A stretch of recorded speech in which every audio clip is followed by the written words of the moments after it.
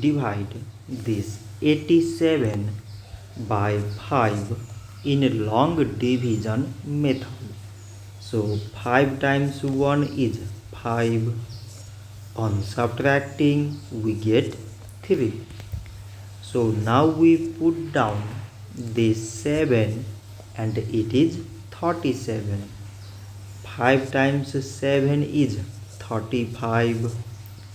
On subtracting we get 2.